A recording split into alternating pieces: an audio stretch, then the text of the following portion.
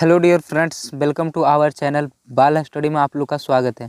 तो आज के इस वीडियो में हम देखने वाले हैं क्लास 9th का दीर्घ उत्तरीय प्रश्न। ठीक है, कार्य, ऊर्जा तथा शक्ति का हम लोग दीर्घ उत्तरीय प्रश्न करने वाले हैं और इसका अति लघु उत्तरीय और लघु उत्तरीय करवा चुके हैं। ठीक ना, इसके डिस्क्रिप्शन में आपको वीडियो मिल जाएगा उसका। ठीक है, और सभी चैप्टर का जैसे हो गया सभी विषय हो गया, जैसे फिजिक्स हो गया पूरा टोटली डाला हुआ है, केमिस्ट्री हो गया और फिर बायो हो गया, मतलब क्लास 9th और 10th सभी का क्वेश्चन आंसर डाला हुआ। ठीक ना, जैसे भूगोल, हिस्ट्री, ये सब ले लिए, सभी का डाला हुआ क्वेश्चन आंसर मेरे चैनल पे सब अवेलेबल है। ठीक ना, तो चलिए ये वीडियो को स्टार्ट करते हैं। तो वीडियो स्टार्ट करने से पहले अगर आप चैनल पे नए होंगे तो चैनल को सब्सक्राइब कर दीजिएगा और वीडियो अच्छा लगेगा तो वीडियो को लाइक कर दीजिएगा। ठीक है, तो चलिए पहले नंबर क्वेश्चन पे देखते हैं। तो पहला नंबर क्वेश्चन देखिए आप लोग के सामने है,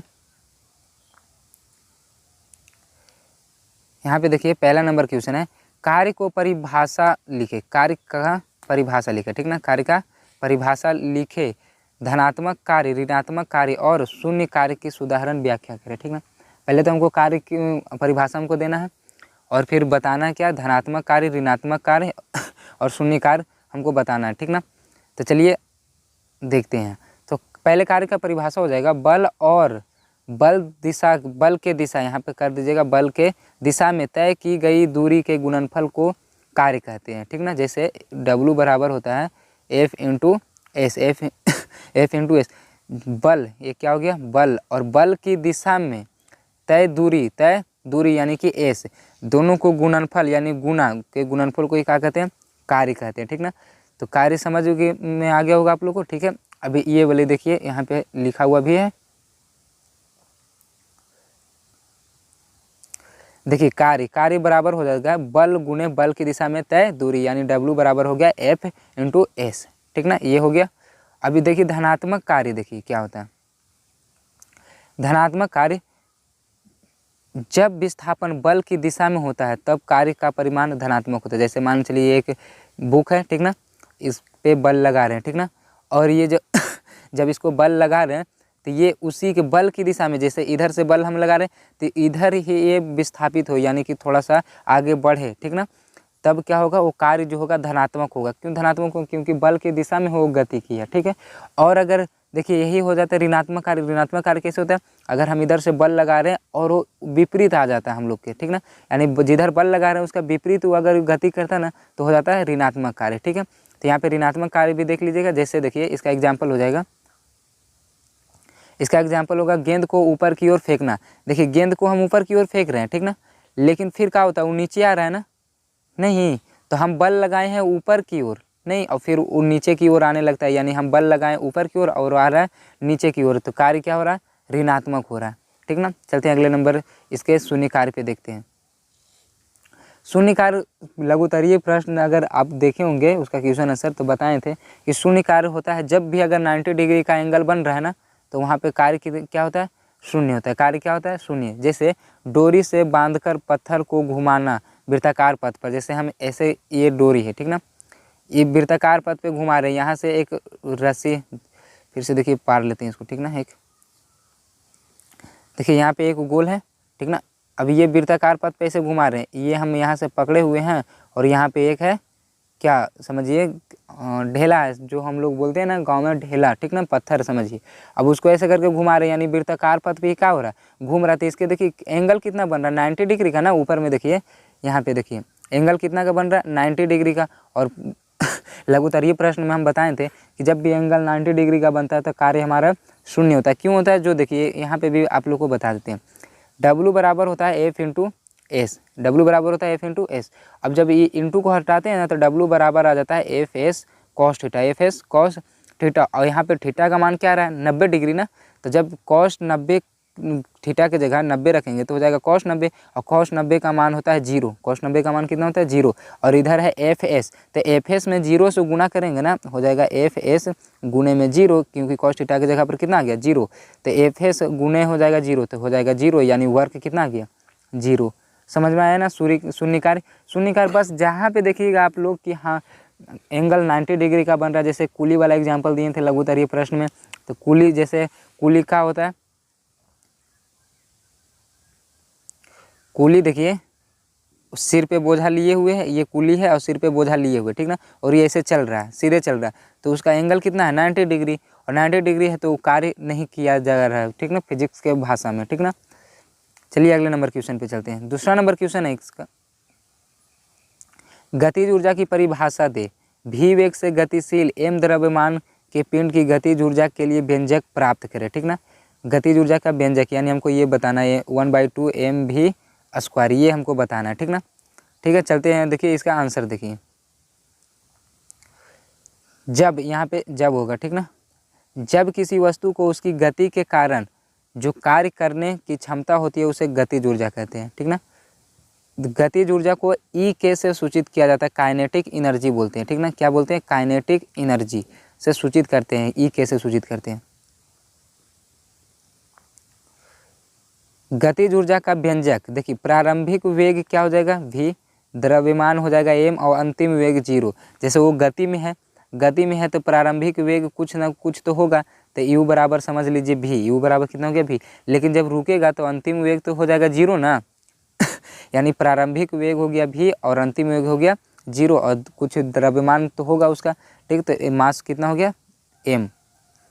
अब यहाँ पे देखिए गति के समीकरण से, दूसरे समीकरण से, ठीक ना, तो दूसरा समीकरण क्या होता है, v स्क्वायर बराबर u स्क्वायर प्लस 2as, तो v कितना था, v तो था 0 ना, देखिए यहाँ पे v मतलब क्या, अंतिम वेग, v मतलब अंतिम वेग बताए ना, अंतिम वेग क्या हो गया 0, और प्रारंभिक वेग हो गया v, प्रारंभिक वेग कितना हो गया v, तो देखिए यहाँ पे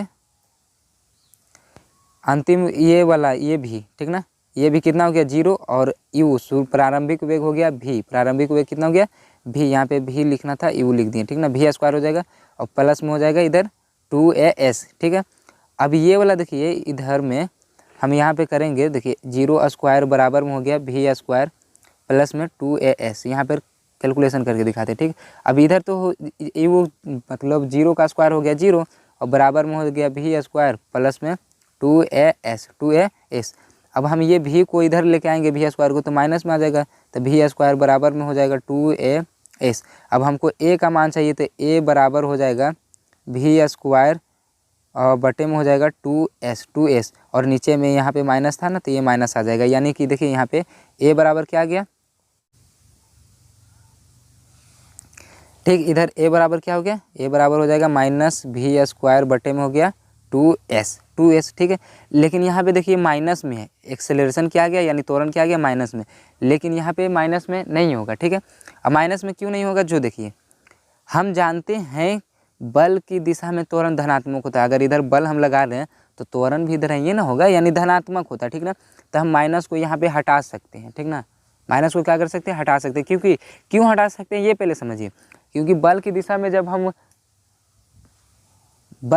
जब हम तो मतलब बल लगाते हैं, मतलब जिधर बल लग रहा है उधर अगर त्वरण हो रहा है तो धनात्मक होता है, क्या होता है, वो धनात्मक ही होता है, ठीक ना। तो a बराबर हो जाएगा v स्क्वायर बटे में हो जाएगा 2s। अब देखिए यहाँ पे w बराबर f इंटू s से चलते हैं, ठीक ना, w बराबर f इंटू एस, तो f के जगह पे आप लोग पता होगा, पढ़े होंगे आप लोग, f बराबर होता है ma, f बराबर होता है ma, तो f की जगह पर हम लिख दिए ma, और s था s लिख दिए। अब w बराबर हो जाएगा m था m लिख दिए, और a बराबर अभी लाए हैं ना ऊपर में v स्क्वायर बटे में 2s लाए हैं ना, a बराबर में लाए हैं v स्क्वायर बटे 2s, तो उसके एक जगह पर हम लिख दिए v स्क्वायर बटे में 2s, और गुणे में s तो पहले से था तो वो लिख दिए। अब देखिए यहाँ पे क्या हो जाएगा, देखिए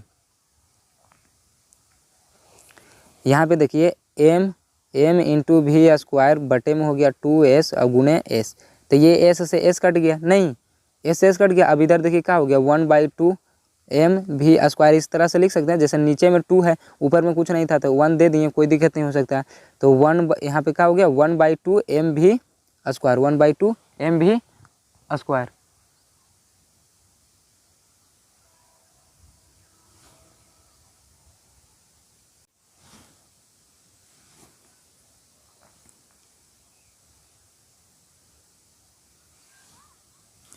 ठीक है, तो यहाँ तक समझ में आ गया होगा आप लोग, यही हमको निकालने के लिए बोल रहा था, W बराबर हो गया 1/2 mv स्क्वायर, ठीक है, ठीक ना। अब यहाँ पे देखिए क्या हो गया, W बराबर हो जाता है KE, यानी कि दोनों को हम इक्वल कर सकते हैं, दोनों इक्वल ही होता है। तो 1/2 हो गया mv², क्योंकि देखिए यहाँ पे हमको निकाला बोल रहा था ई के यानी गतिज ऊर्जा निकालने के लिए, लेकिन यहाँ पे अभी वर्क निकला था। तो वर्क इक्वल टू होता है काइनेटिक एनर्जी, दोनों बराबर ही होता है, ठीक ना। तो वर्क बराबर इतना है तो काइनेटिक एनर्जी बराबर भी इतना हो जाएगा। तो ई के बराबर हो गया 1/2 mv²। हमको यही निकालने के लिए बोल रहा था, हम निकाल दिए, ठीक ना। हम लोग सीख गए यहाँ तक। अब चलते हैं तीसरे नंबर क्वेश्चन पे, ठीक है। तीसरा नंबर क्वेश्चन है, स्थितिज ऊर्जा की परिभाषा दे। पृथ्वी तल से h ऊंचाई पर, ठीक ना, m द्रव्यमान के किसी पिंड की स्थितिज ऊर्जा के लिए व्यंजक प्राप्त करें।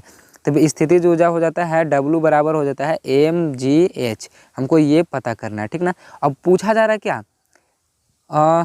देखिए यहाँ पे h ऊंचाई, जैसे पृथ्वी तल से मान के चलिए पृथ्वी है और इसके h ऊंचाई यहाँ से यहाँ मान के चलिए h ऊंचा है, ठीक ना। ऊंचाई पर m द्रव्यमान, यहाँ पर मान के चलिए कोई द्रव्यमान है, m द्रव्यमान का है, उसके से हमको पता करना है, ठीक ना, mgh पता करना है, ठीक ना। तो देखिए पहले इसका देख लीजिए, पहले क्वेश्चन समझ गए।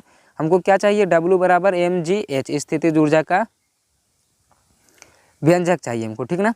ठीक है, ये वाला हमको चाहिए, तो ये वाला निकाल लेंगे। तो पहले देख लीजिए इसका आंसर, देख लीजिए क्या हो जाएगा। तो इसका आंसर हो जाएगा, किसी वस्तु को उसकी स्थिति या आकृति में परिवर्तन का कारण जो कार्य करने की क्षमता होती है, उस वस्तु को की स्थितिज ऊर्जा कहते हैं, उस वस्तु की स्थितिज ऊर्जा कहते हैं, ठीक ना। ये तो परिभाषा था, ये तो आप लोग जान भी रहे होंगे और नहीं तो आप देख भी लिए होंगे। मेन बात है यहाँ व्यंजक कैसे निकलता है जो देखिए।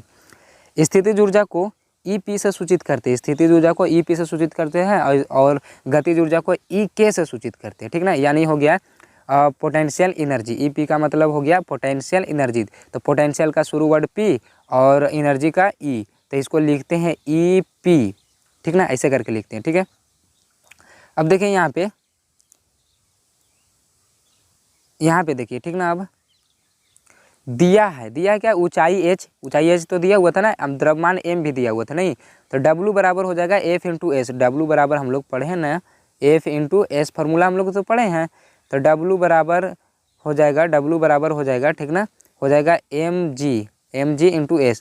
क्योंकि देखिए F बराबर क्या होता है, m है, F बराबर होता है m है। तो F के जगह पर हम mg लाएँ। अच्छा m तो है यहाँ पे था, m ला गए। अच्छा एक जगह g कैसा गया, तो g आया इसलिए क्योंकि देखो वस्तु नीचे की ओर न गिर रहा है, यानी नीचे की ओर गिर रहा है तो वहाँ पे एक्सेलरेशन नहीं आता, वहाँ पे आता है गुरुत्वीय त्वरण, जो कि a के ही बराबर होता है, a के जगह ही यूज होता है, a के जगह ही यूज होता है, ठीक ना। आप समझ गए ना कि a के जगह g कैसे आया और f के जगह mg कैसे आया, ये समझ गए ना। क्योंकि फॉर्मूला होता है F बराबर m है, तो m a के जगह पे यहाँ पे g यूज कर होता है। क्यों होता है, क्योंकि गुरुत्वीय त्वरण के अधीन गिर रहा है, नीचे गिर रहा है इसीलिए, ठीक ना। तो mg यहाँ पे हो गया और इंटू में s था, तो इंटू में s है ही।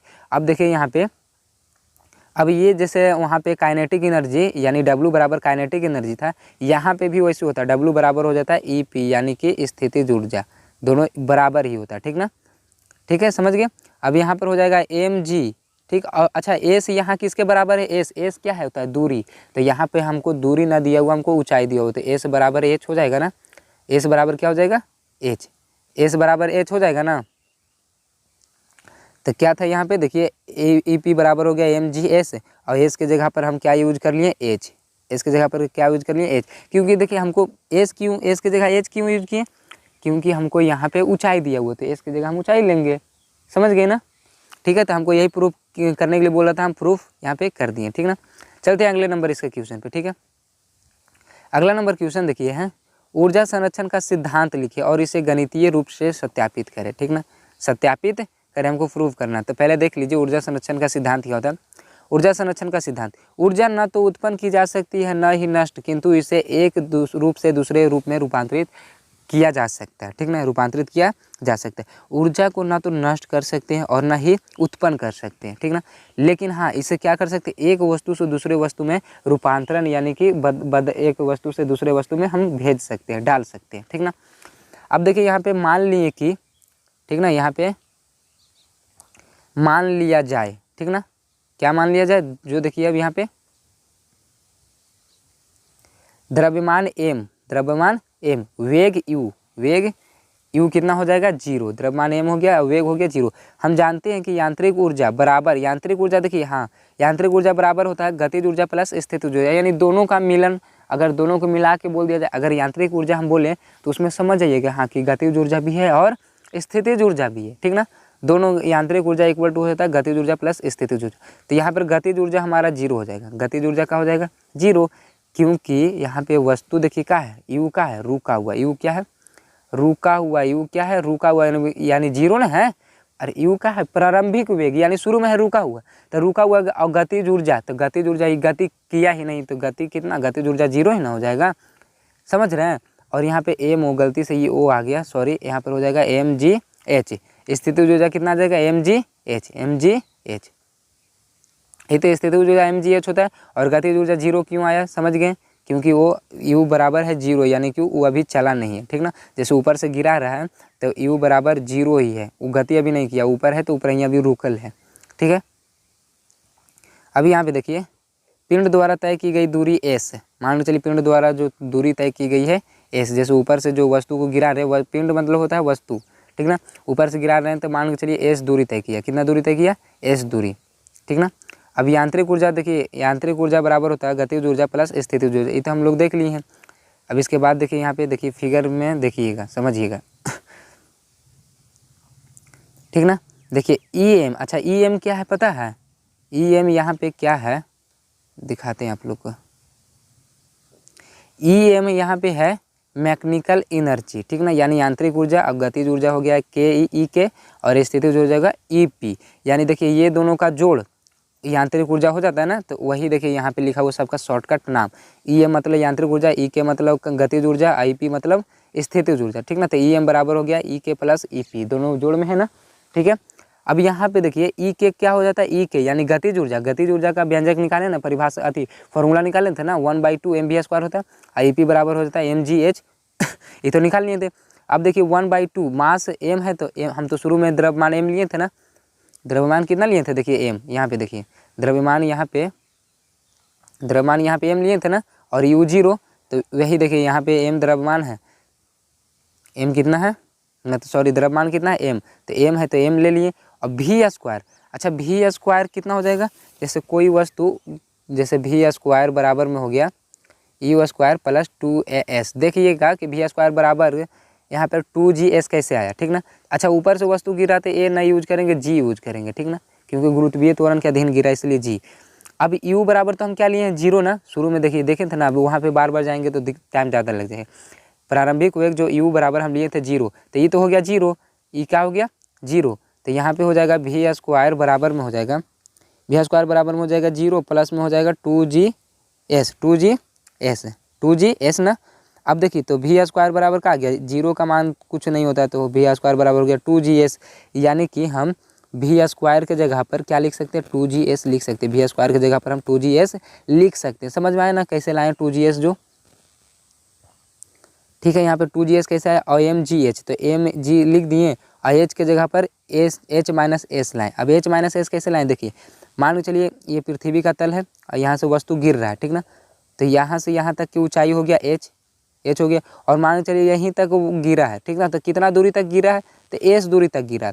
तो हम कितना दूरी गिरा है, वो कितना दूरी गिरा है, तो कैसे पता करेंगे हम कितना दूरी मतलब बचा है गिरने में, वो कैसे पता करेंगे, टोटल में से इसको घटा देंगे तभी ना बचेगा, पता चलेगा, नहीं टोटल में से हम जो गिरा है उसको घटा देंगे तो पता चल जाएगा कि हाँ कितना और बचा हुआ है, तो वही किए एच माइनस एस घटा दिए, यानी एच की जगह पर कितना गया एच माइनस एस।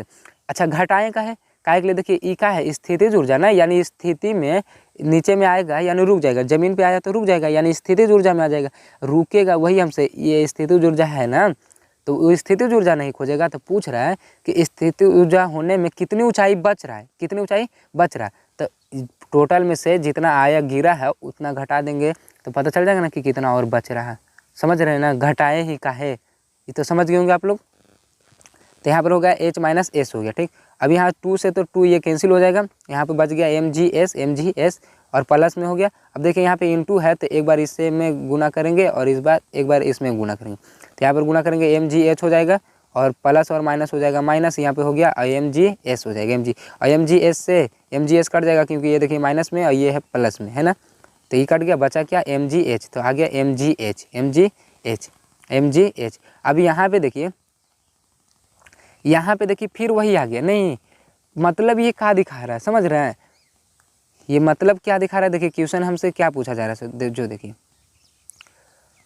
ऊर्जा का संरक्षण, ऊर्जा का संरक्षण मतलब यहाँ पे देखिए आप लोग, अब देखिए समझिए, इसका परिभाषा नहीं समझे होंगे आप, अब समझिए। देखिए क्या हुआ, ऊर्जा ना तो नष्ट हुआ और ना ही मतलब उत्पन्न हुआ, यानी कि बराबर होता है, समझे। जितना यांत्रिक ऊर्जा होगा ना उतना ही गतिज ऊर्जा और प्लस mgh यानी स्थितिज ऊर्जा। अगर दोनों में से कोई भी आ गया ना, दोनों हमेशा बराबर होता है, दोनों हमेशा क्या होता है, बराबर होता है। यांत्रिक ऊर्जा बराबर यहाँ पे कितना आ गया mgh, और अगर 1/2 mv² भी हो जाता है ना तो भी यांत्रिक ऊर्जा के ही बराबर रहता है, ठीक ना।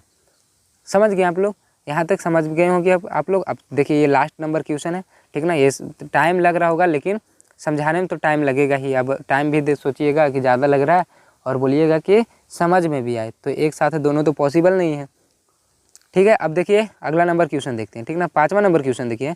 और हाँ, वीडियो अच्छा लग रहा होगा तो चैनल को जरूर सब्सक्राइब कर दीजिएगा, वीडियो को लाइक भी करिएगा, ठीक है। 5वां है, देखिए दिखाए कि मुक्त रूप से गिरते हुए पिंड की कुल ऊर्जा नियत रहती है।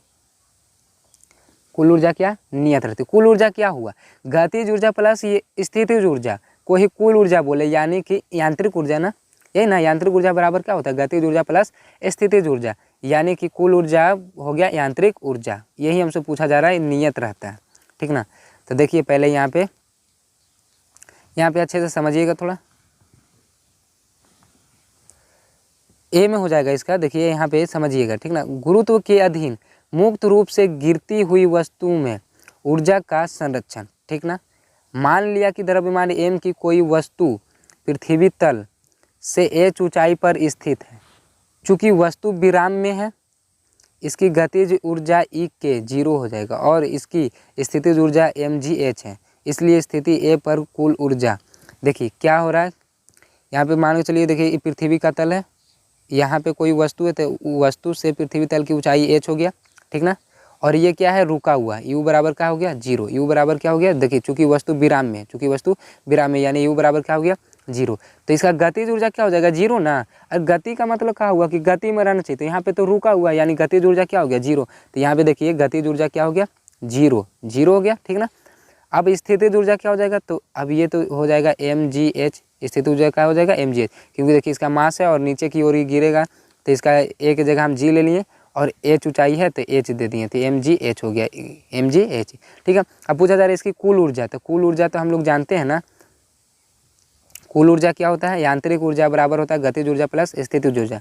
तो वही है, देखिए ये हो गया गतिज ऊर्जा और ये हो गया स्थितिज ऊर्जा और ई हो गया जो है यांत्रिक ऊर्जा है, ठीक ना। तो गतिज ऊर्जा तो हो गया 0 और स्थितिज ऊर्जा ये वाला कितना हो गया mgh, यानी टोटल अगर 0 को ऐड करेंगे mgh में तो mgh नहीं आएगा ना। तो ऊपर इसके पहले वाला क्वेश्चन में भी देखे थे, कुल ऊर्जा कितना आया था mgh। यहाँ पे अब देखिए, यहाँ पे इसके आगे देखिए, मान लिया कि अब वस्तु को गुरुत्व बल के अधीन मुक्त रूप से नीचे गिरने दिया जाता है। अब वस्तु को क्या कर रहा है, गिरा रहा है, ठीक ना। जब वस्तु स्थिति A से S दूरी नीचे स्थिति B पर जाती है तब वस्तु तल से उसकी ऊंचाई h-s है, अतः इसकी स्थितिज ऊर्जा इतना हो जाएगा। स्थितिज ऊर्जा कितना हो जाएगा, देखते हैं फिगर लाए हैं या नहीं, फिगर नहीं है। देखिए इसमें, देखिए इसके पहले वाले फिगर में देखिए, यहाँ पे वही किया जा रहा है, यहाँ A है और ये B है, स्थिति B है। अब टोटली ऊंचाई देखिए इतना है, ठीक ना, और इतना दूरी तक गिरा है ये, तो हमसे स्थितिज ऊर्जा पूछेगा, स्थितिज ऊर्जा होने में कितना बच रहा है, तो क्या हो जाएगा mg तो रहेगा और h की जगह क्या आ जाएगा, h की जगह पर आ जाएगा h-s, कि इसमें टोटली में से क्या करेंगे, इसको घटा देंगे ना, तो हो जाएगा h-s। यहाँ पे तो आपको समझा ही दिए थे ना, यहाँ पे समझा दिए, तो वहीं पे भी वही बात हो रहा है, यहाँ पे भी वही बात हो रहा है, ठीक ना। तो ऊंचाई कितना हो जाएगा, यानी स्थितिज ऊर्जा कितना हो गया mg × h-s, ठीक है। चलते हैं इसके आगे। चूंकि वस्तु का प्रारंभिक वेग 0 था, इसलिए स्थिति B पर इसका वेग भी समीकरण v² बराबर u² + 2as से मिलेगा, यानी तो v² बराबर कितना आ जाएगा 2gs, क्योंकि u² का था 0, सॉरी जो प्रारंभिक वेग था वो 0 था, तो u² का आ जाएगा 0 ही ना, u² आ गया 0, तो यहाँ पे u बराबर अगर हम रख देंगे 0 तो क्या बचेगा v² बराबर 2gs, एक जगह पर हम g यूज कर रहे हैं, ठीक ना। g क्यों यूज करें, क्योंकि गुरुत्वीय त्वरण के अधीन नीचे गिर रहे, ठीक ना। तो यहाँ पे a बराबर आ गया g, a बराबर क्या ले लिए g। अब देखिए हो गया, अतः स्थिति बी पर इसकी गतिज ऊर्जा, तो बी पे गतिज ऊर्जा क्या हो जाएगा, तो ई के बराबर हो जाएगा 1/2 mv², ठीक ना। अब हो जाएगा 1/2 गुणे mg, भी के जगह पर क्या आ जाएगा, भी के जगह पर देखिए यहाँ पे निकाले हैं ना, भी के जगह पर क्या आ जाएगा 2gs, क्योंकि अब देखिए वस्तु नीचे की ओर गिर रही है तब 2gs हुआ, समझे ना, वस्तु नीचे की ओर गिर रही है, और जब विराम में था तब तो वस्तु जीरो, तब तो गतिज ऊर्जा जीरो था, ठीक ना। अभी गिर रही है तो हो गया 2gs, तो यहाँ पे हम v² के जगह पर 2gs तो लिख सकते हैं ना, तो v² के जगह पर हम 2gs लिख दिए, ठीक है। अब देखिए यहाँ पे हो गया 1/2 m गुणे 2 गुणे gs, तो ये 2 से ही 2 कट गया, तो यहाँ पर बचा mgs, यही ना mgs बचा, mgs, तो यहाँ पर रहेगा mgs, और कुल ऊर्जा होगी, ठीक ना, और कुल ऊर्जा होगी, ठीक है। कुल ऊर्जा देखिए कितना हो जाएगा, तो E बराबर हो जाएगा EK2 प्लस EP2, ये सभी का नाम दिए हैं, वो पहले जो EP1 था यानी पहले वाला वो था जब विराम में था तब, और ये है कि जब गति में है तब का है, ठीक ना, स्थित ऊर्जा और गतिज ऊर्जा। तो गति में जब आया तो हो गया कितना, गति में जब आया तो गतिज ऊर्जा कितना हो गया mgs, तो mgs आ गया, EP2 कितना आ गया था, देखिए जब गति में आया तो EP2 कितना आ गया